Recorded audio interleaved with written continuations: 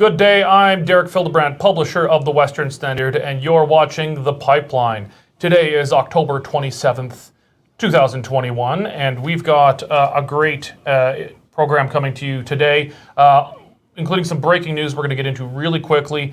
Sexual harassment lawsuit coming out of the Jason Kenney government, hitting very close to home, involving a key senior minister, as well as the, getting into the Premier's office itself.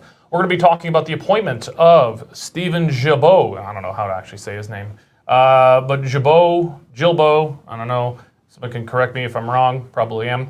Appointed as Federal Environment Minister, a radical Greenpeace activist. This isn't your run-of-the-mill latte liberal here becoming the Environment Minister. We're going to talk about what this means for Alberta. And we're going to talk about reaction to the Equalization referendum being mostly nothing. The silence is deafening, and we're going to talk about what's happening here. Just before we continue on, there's a little bit of background noise echoing. If we can just get our producer to take care of that. Before we get into the show, I want to thank all of our Western Standard members for their continued support. Without you, we can't do what we do. If you're not yet a member of the Western Standard, go to westernstandardonline.com, click on membership. You can try it free for 15 days. It's only $99 a year or just $10 a month to support bailout-free independent Western media. So before we get into the stories, of course, I've forgotten to introduce my friends here. I didn't want to say anything. I wasn't going to get in the way. You're just going to see how long. You're just going to see how long. I was going to see how long you're going to. No, I'm good. I'm going to pick it up. Okay. You're not going to skip a beat.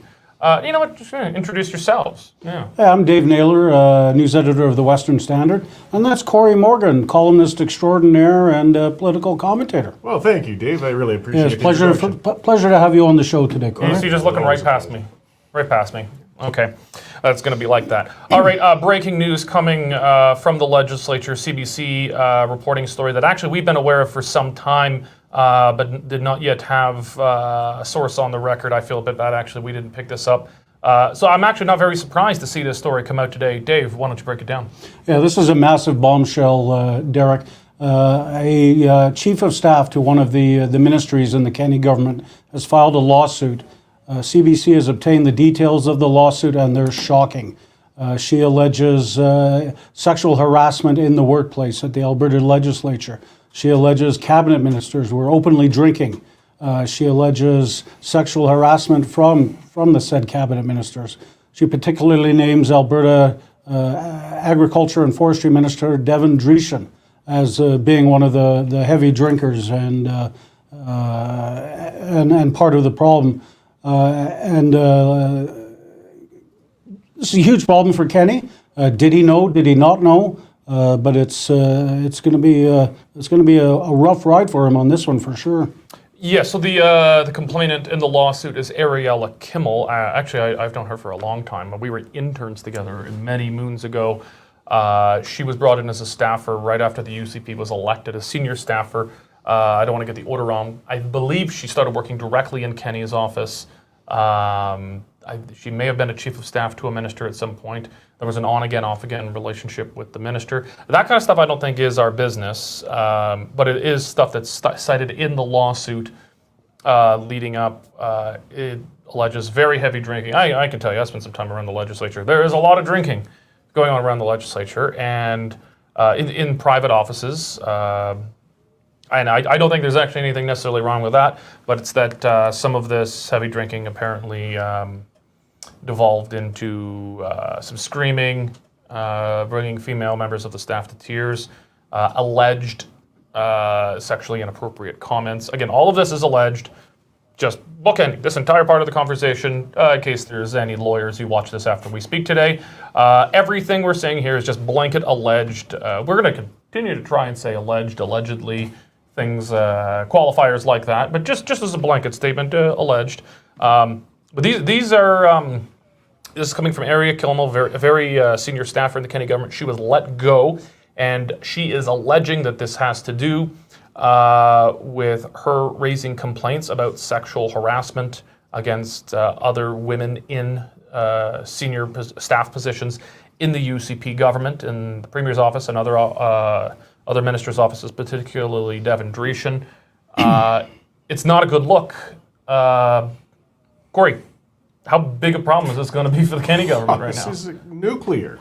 I mean, we'll see. I mean, it's at the point of it's an allegation. It seems to be a detailed one, though. I mean, this isn't some junior employee who came in for a week and got fired and left with a chip on their shoulder or something. This seems to be quite some substance to this. But again, we'll see as it rolls out. I mean, things to be covered. We're at, I guess, the first draft and one side of what has happened. I mean, so we do have to watch. I mean, we saw with the recent Sean Chu mess. There was even though clearly some impropriety, there was definitely another side that didn't initially come out as well. So we all have to be careful here. But I mean, what scandal is there worse these days than sexual harassment and malfeasance? I mean, it seems the public is happy if they can waste their money and throw it around. But when it comes to abuse of employees, particularly on a sexual, the world doesn't have time for it anymore. We've grown out, or should have grown out of that by now.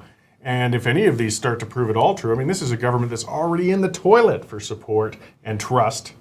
I think the very least they should do is have Dreeshen step aside and say, I'm going to step aside while these are investigated. And how can he continue in that role when these allegations are out there? Well, so let's talk about that. Former UCP cabinet minister Leela here tweeted, I think either in all caps or mostly all caps, that Kenney knew and that he should resign. I mean, again, only allegations. I will say that aligns with allegations that have been made privately to me concerning this case. We can't claim credit for the story because we did not break it. CBC broke it, and whatever anyone thinks of CBC, and we've certainly got our opinions around the table here, they have broken an important and significant story. Leela here says Kenney needs to resign. I think it goes without saying. I think she thinks that Dreeshen needs to resign. She's previously called for Kenney to resign. I think it'd be difficult for Dreeshen to continue with these kinds of allegations leveled against him. That doesn't mean he should resign as an MP, as an MLA. Because remember, these are allegations. Nothing is proven in court. And unless allegations are so completely black and white that we can make a clear determination, I think due process needs to play itself out. These are very serious allegations. They're backed. They're submitted court documents and affidavits, but they're yet to be upheld in court. But do you think this is actually going to restart calls for Kenney to resign? Well, actually, it already has. Continuing And calls. Leela has certainly brought up the tone of it. And that's a pretty bold statement. I mean, when we're being careful to point out this is alleged, but she's saying outright that the Premier's office knew. And here is no fool. I would imagine she's got something to substantiate that call. Things like this sometimes when they happen. Oh, no, it is. It's in the documents that have been filed that they knew. It involves, I don't have it in front of me, but I think it involves Matt Wolf, who's in the Premier's office, a senior member in the Premier's office, and that nothing was done. The person who was alleged to have engaged in sexual harassment was not disciplined in any way for this. Again, this all aligns with what I've been told privately in allegations that are not proven in court. You hear me, lawyer? And these can cascade, though. I mean, once one starts, if there are other cases of people, this can often embolden them to say, you know what, I got to come up and speak now as well. I mean, maybe they won't. Maybe this is all baloney, but it looks pretty darn serious. And the court of public opinion in politics is more important in the long run than the actual judicial court. I mean, this is a government, as I said, that is already lacking in a great deal of trust and support from Albertans, and then to get a blow like this is killer. Derek was saying at his time there was almost like a culture of drinking. Maybe Kenney's got to come out and ban alcohol from the legislature, because it's obviously leading to some problems. That would lead to a revolt. I think there's a lot that could be done to improve things around politics, but less drinking, I don't think is one. I mean, that's how we get our best story. Like, it's already, I mean, if you want good people to serve, there's already a lot of good reasons for good people not to serve. Banning drinking, no offense to our Mormon listeners, but there'll be nothing but Mormons in the legislature. Well, leave the legislature, go across the street to a pub. I mean, to me, just sitting there... But the UCP made it illegal to go to the pub, and so during the lockdown, they had to drink in their offices. Wow. This is something that we got a lot of information about drinking in their offices, because they could essentially be like their own private pubs there. Staff could bring them liquor and blah, blah, blah, blah, blah. but they couldn't go across the street and drink. So you have to drink in your office. Yeah, but it's obviously leading to problems. Bottom line. It doesn't help. I mean, I've written a column on it. I've had issues with drinking. I haven't drank in years now. But among all the idiot This is things, why you're not fun anymore. oh, I'm still fun. I'm just more sour now. But either way, I mean, among all the idiotic things I did while drinking and so on, I never groped anybody. I didn't sexually harass people. I mean, there's a bigger issue at play. gonna ask Jane. The liquor can help facilitate it, but well, I never groped the unwilling. But that's one element of a big problem. I mean, yes, if you get the drinking out of the offices, perhaps it'll help some people maintain control. But I mean, if they've got a problem with mistreatment of staff and female workers, that's not going to change even if you take the liquor element. That's a bigger problem. I don't think stopping drinking in the office, because also remember, it's MLAs are expected to be adults. I mean, most MLAs having a beer after they get out of the legislature in their office. In my experience, there was never a problem, really. Sounds like we can start drinking in the Western Standard offices now. Start. Hello. I have never allowed alcohol in the Western Standard offices, including on this table. I've never allowed it. We're strictly on the wagon Allegedly. here. Yeah, allegedly. No more beer on the desk Fridays, I guess. No. Okay, where does this go from here? I mean, this is just breaking now. We've got Melanie in our newsroom is working on a story as we speak. This happened right just kind of as we're coming into the studio here. We're going to talk about other issues, which we will still get to. Where does this go from here? Is this? I mean, like. It's not like they had a lot of capital to spend. In fact, they've been in a deficit of capital. Kenny is now, according to some polls, the least popular premier in the history of Alberta as long as we've had modern scientific polling. People have not stopped asking for his resignation. And then you add this on, and one of the key allegations in the lawsuit that's been filed, is that senior people in Kenny's office knew. It would then, therefore, be difficult to believe that people they might report to would not know. They've got to respond soon and somehow. I mean, the legislative session just began. If we want to see the whole thing distracted by nothing but, which might be unavoidable now anyways, this potential breaking scandal, the government has to come out with a response to this. The Premier's office has to respond. As Dave said, it maybe at least just to show we're taking it seriously, we're looking into it, we're investigating, have Devin Dreeshen step aside, citizen MLA, and say you're still innocent until proven guilty. But for the time being, we have to take this seriously and investigate ourselves and see what's going on. Well, just for people to know, whenever we have many allegations against Corey, I always take it seriously. Yes. Although he is still here. Question period should be interesting today. Assholery is still legal. Yeah, you know what? We should maybe make a point of getting question period broadcast today. I think it might be something Western Standard readers and viewers would be interested in watching. I think it's going to be a spicy question period. It will be. Well, let's go from the bizarre to the deranged.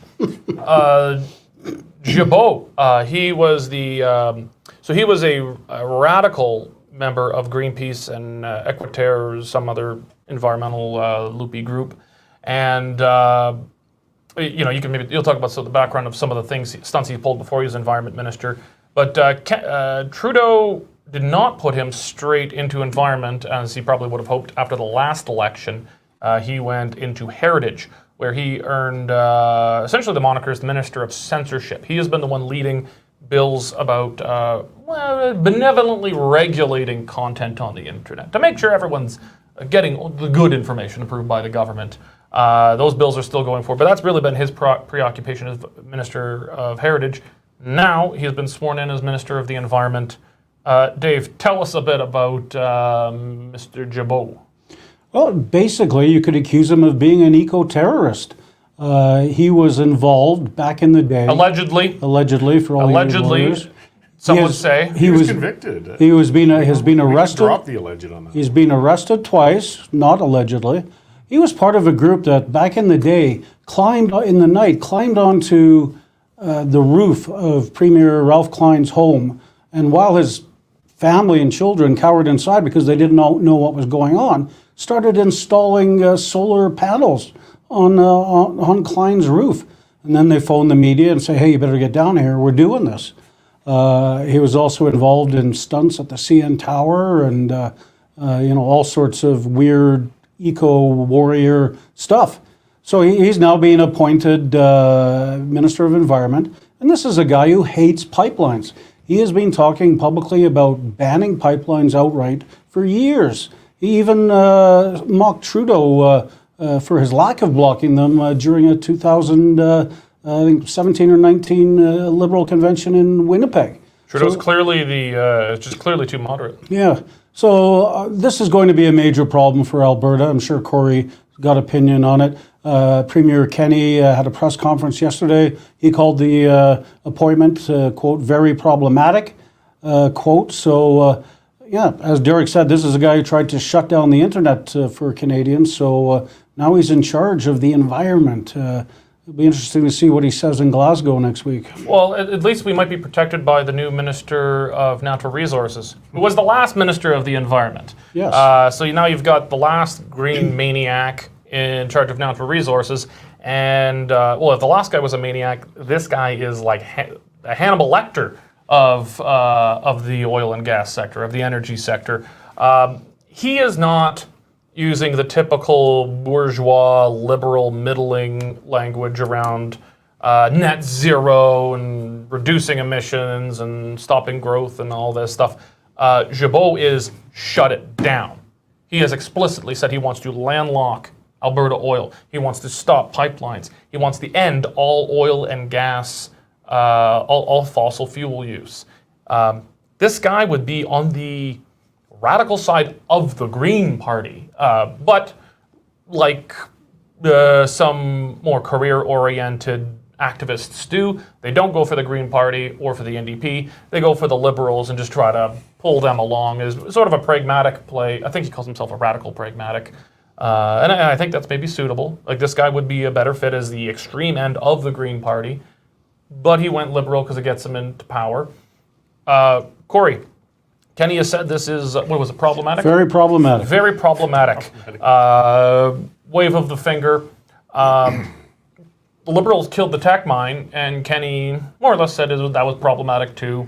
We got a press, there was a press release. There was a press release when the Liberals killed billions and billions of dollars in investment in the oil sands with essentially regulatory red tape. Is there anything we can expect beyond press conferences from Kenney in response to this? I don't. I mean, here yet again, we have a big crisis looming, and we've got a premier now who's in the midst of a new mire, and I don't know if he's going to have time to address this, which is, I don't think we can state strongly enough on what this signals to Western Canada or all of Canada. I mean, Trudeau's, these aren't things that surfaced since he's been appointed. This is on the record. We know what Guilbeault's about. You know he's an extremist. And when you put together a cabinet with a new government, I mean, this is a newly elected government anyways, and you build your cabinet, that is how you signal what your plan is, your agenda, your mandate. And when you take somebody like Guilbeault and put him in an environment, that's a purposeful move. That's them saying, our mandate is to shut down the oil field. And you take the environment minister, who also was in the business of alternative fuels, and put him into natural resources. I mean, this is saying, like, Trudeau wants his legacy to be the man who greened Canada. He's the man who shut down the oil field. We are in dire trouble. Like, this is just what they've lined up the chess pieces as. They haven't started moving yet. And, of course, Kenney's in the midst of his own scandal right now, so I don't see how he's going to help stand up for us. Right? This is it. I don't think this is Ottawa being meddlesome and troublesome and a pain in the ass anymore.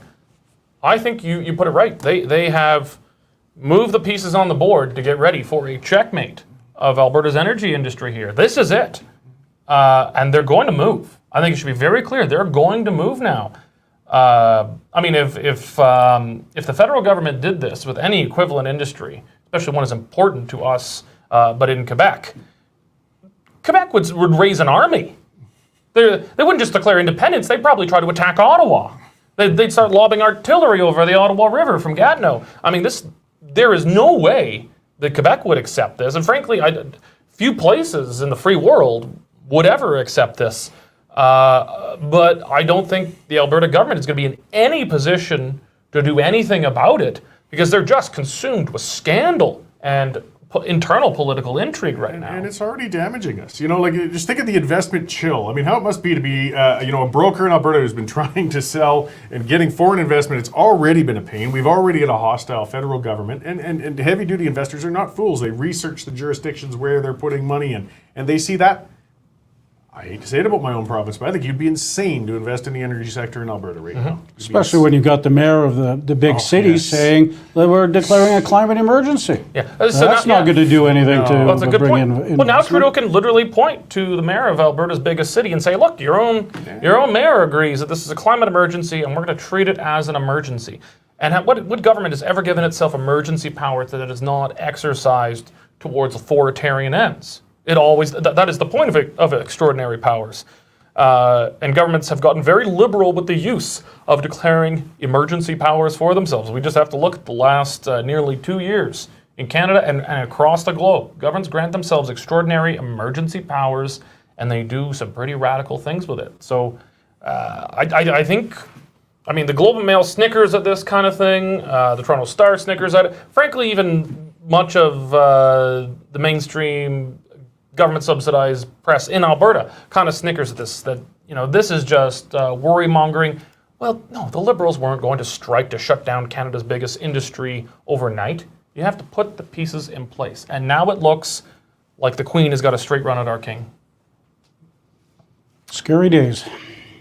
Well, speaking of Alberta not being happy, but being able to do absolutely nothing about it, Albertans voted 62%. On the yes side of the referendum with just under 40% turnout.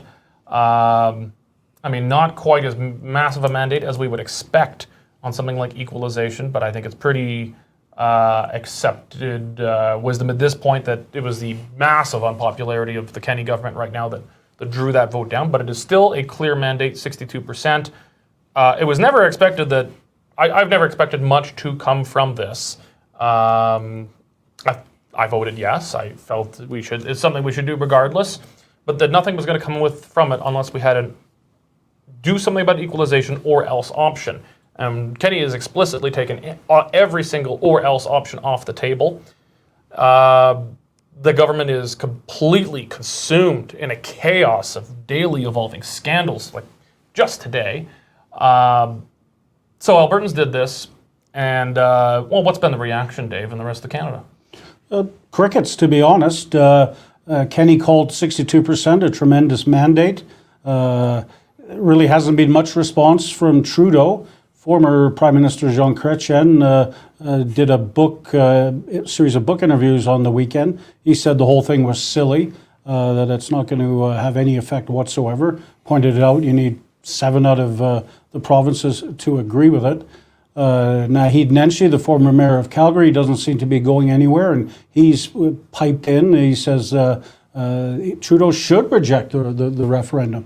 And then he called it just a sleazeball attempt by Kenney to try and shift focus and pick a fight with Ottawa. So, as you sort of hinted at, Derek, what needs to happen now is Kenney needed to be on an airplane to Ottawa today. He needed to set up a meeting with Trudeau today, and he needed to say, here are the results, Mr. Prime Minister.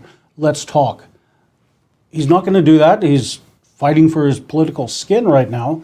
So there is nobody from Alberta who's going to take these results and go down east and do a tour in Toronto and do a tour in Montreal and say, maybe we should just get a plane ticket, go to Ottawa and see if anyone will talk to us, eh?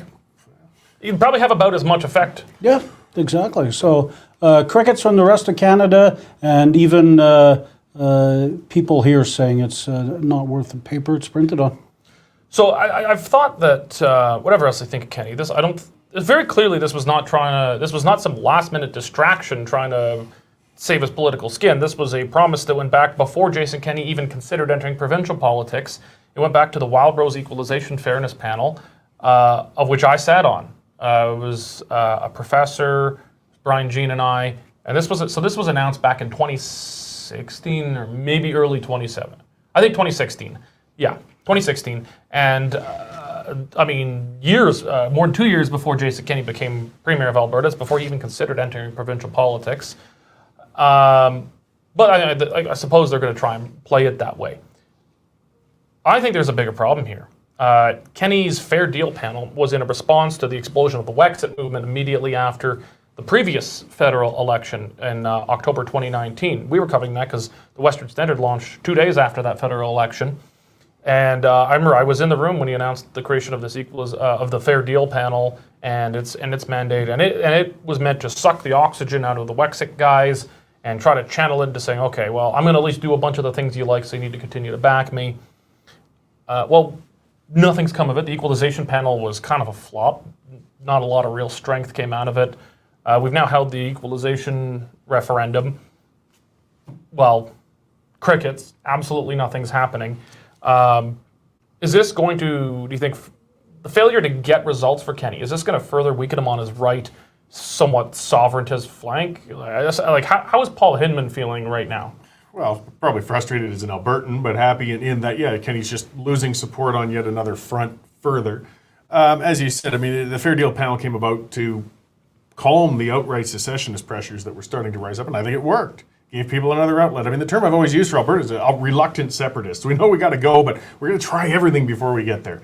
And we keep falling for it, you know, whether it was the firewall letter back in 2000 up to now. We just keep grasping at straws, and meanwhile the government punishes us further and further and further.